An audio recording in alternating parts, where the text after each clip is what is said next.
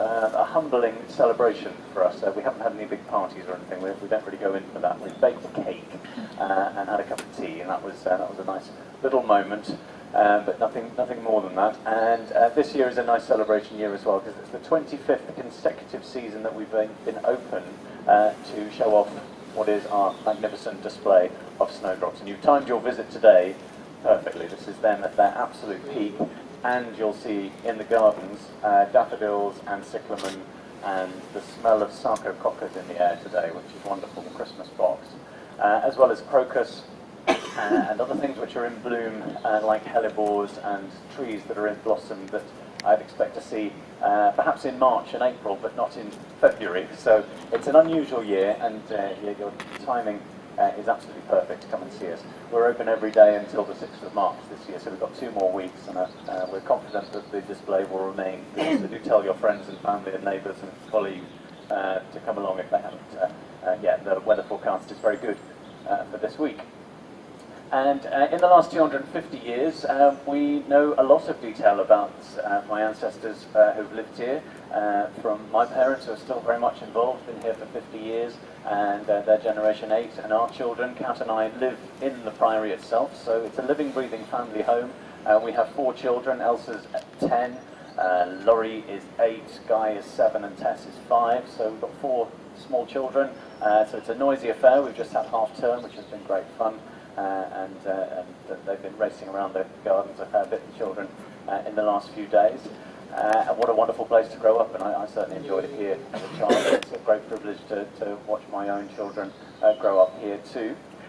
In the house, we live in the servants' quarters, the housekeeper's pantry and the butler's pantry and the servants' hall, and make up the 3 rooms where we live on the ground floor. And we have staff bedrooms as well, which are fantastic, have lovely views, and are very easy for getting left, right, front, centre, down to the cellars, up into the attics, wherever we need to go. So we're the Mrs. Hughes and Mr. Carson of Hodsock. If you're fans of Downton Abbey, that's the butler and the housekeeper of Downton Abbey, the fictional stately home on the telly. And we share the house at the weekends for couples who want to use us as their wedding venue. And that's an idea of my wife's. We started looking at this about 15 years ago to see whether that might be a viable idea, whether it would work. And we're just about to host our 500th wedding reception. So something's going right. And that's meant we can proactively repair the house. And each year we're putting scaffolding up somewhere to get up onto the roof to repair tiles, gutters, drain pipes, repoints, clean windows. There is a never-ending list, as I'm sure you can imagine. And opening our gardens and hosting weddings is a great means of us being able to keep on top of that work instead of letting it get on top of us. And it's very important to us that we pass this whole estate on in good condition to the next generation. And we were very lucky to take it on from my parents in good condition. So there's a responsibility for us to be able to do that. So we talk about borrowing this from the children until they're ready to take on the reins. And certainly Tess, who's 5, is very nearly there, I have to say. Certainly in charge some days. So if you visited in the last 25 years, I wonder if you may have come on the very first Snowdrop Sunday that we opened. It was 1991. It was raining, and it was snowing at one point. It was very, very cold. It was icy roads. If you had a choice of coming to visit a new garden in North Nottinghamshire that you've never heard of, or staying in the warm, I know which I would have done. But nonetheless, we had 700 visitors on our very first and only day. So we realised we were underprepared with 1 loo, and trestle table, and a biscuit tin, and a pint of milk, and a kettle, and about 6 cups. And it's grown to what it is today, being open every day at this time of year. And we've cleared a lot of the woodland to get more light onto the woodland floor here to encourage these snowdrops to thrive. We've done a lot of replanting, and hopefully if you're a regular visitor you'll have seen gradual improvements, but we're always trying to keep the feeling of the place the same. Keeping the magic is something that we're constantly debating, and I hope we're getting that right. And it helps keep the show on the road. So with Kat's idea of hosting weddings, my mother's idea of opening the grounds, and prior to my parents living here, it was my great aunt rather than my grandfather who ran Hodsock, and the Women's Land Army were stationed here during the Second World War. So there's a long thread of ladies who've kept Hodsock's show on the road. And prior to the land girls who were here, 42 of them, aged about 16 to 19 years old, between 42 and 46. It was a bit like centurions in Hodsock during that time, with my great aunt as their matron keeping them in check. But they turned all the gardens into a big vegetable patch, which is the only time it's changed in its long history. It was first laid out in the early 1800s, this garden, by a lady called Anne, who's one of my predecessors. And it was she that would have arrived here. She was the second generation to live here, and our family would have arrived and seen our beautiful gatehouse. The gatehouse is 500 years old, so when my family got here, it was 250 years old at that point. And this oak tree here, which is now in the sunlight, would have been establishing itself as well. This tree is about 500 years old, and our gatehouse is about 500 years old. I've always liked the idea that they're about the same age, a twin-towered building and a twin-trunked oak tree. And the next to the gatehouse, which had been built by the Clifton family, they were a family who were here for about 350 years before us, and at one point they were the gamekeepers to Henry VIII, and I think they had a sort of rush of wealth and interest in building, and they got round to building the gatehouse, and there was an intention to build a big palace in a courtyard fashion, because they were gamekeepers to Henry VIII at the time, so they wanted to show off to their boss a little bit. And they looked after Sherwood Forest to the south and Hatfield Forest to the north. So this was a central location. And at the time, this was a heavily forested area. This would have been filled with oak trees. And our name, Hodsock, we're pretty certain comes from the word Hod's oak. Hod is probably the name of someone who settled here hundreds, if not thousands of years ago. And oak trees have certainly played a big part in Sherwood Forest's past. Many of the cathedral and church roof beams are made from oak trees cut down from Sherwood Forest. So if you go back 1,000 years for some of our churches and cathedrals, you'll find, looking up, there's a bit of Sherwood Forest above your head.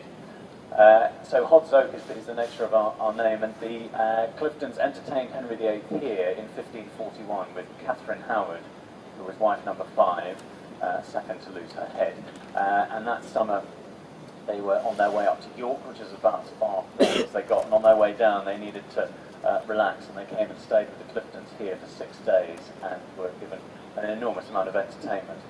They brought with them an entourage of 3,000 men, however, all of whom needed feeding, watering, and were on horseback, so there was a lot of expenditure required of the Cliftons in that particular week, which meant they didn't have any money left to build this wonderful palace that they intended to build. So the gatehouse remains from that era, and after that there were some rather modest farmhouses in what is a moated site. You probably walk around the garden and seen there's water all around, and it's very ornamental now.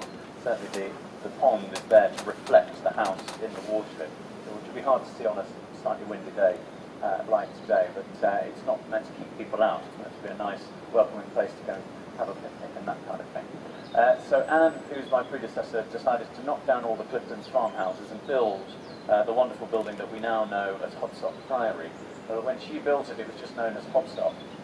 So when it was finished and the 36 chimneys were there, and one sunset evening she decided this has got a really Gothic feel to it, this place, and to be called plain old Hodsock simply isn't interesting enough. So she added, it would have been Abbey, it could have been Priory, and I think on the toss of a coin she went for Priory in the end. So just one day our correspondence changes from being Hodsock to Hodsock Priory. It's about 1829, 1830, around about that time. So if you were expecting to find the monks here, you will be disappointed. There's never been monks, and we've never been a proper bona fide priory. It's purely the whim of one of my ancestors.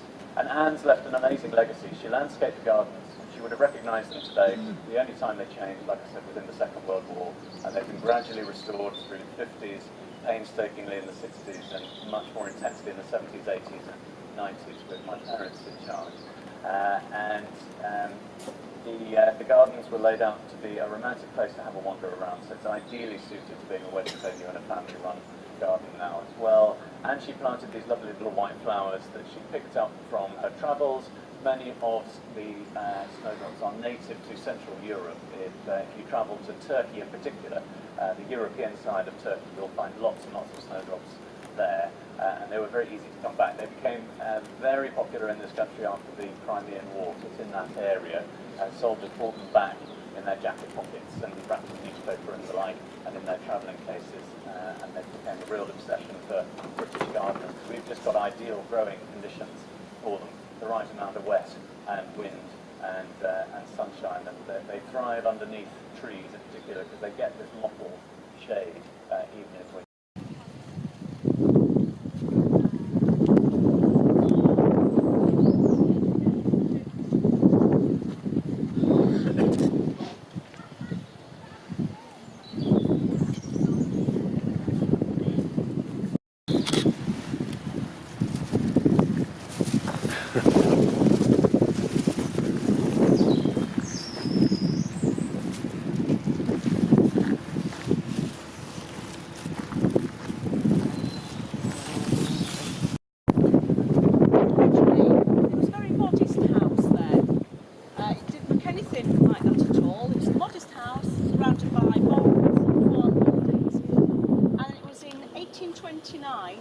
Anne Chambers, she was from the Mellish family, and she married a gentleman called Chambers, and she had this idea to improve the house, and she had the south side of the house remodelled and built. She also started with the Italian terrace, which was obviously in those days, it was a time of going off on their grand tours, seeing Italy and Greece, and they wanted a little bit of Italy in their own home.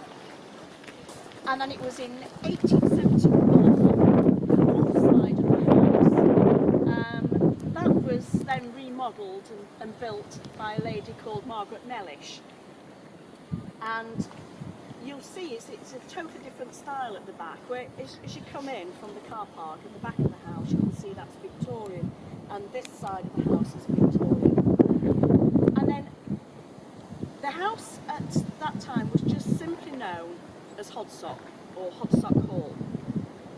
And they added the name Priory because she thought it sounded a bit more romantic and an air of mysticism, but it's never been a priory, it's never had any links to a place of worship at all. And then on the far right, it was George's wife, Kat, who said this will be the most wonderful place to have weddings, to hold weddings. And I was noticed there's a common thread in it. And I'm not seeing it there. About the only place I'm not seeing that. They tend to do in those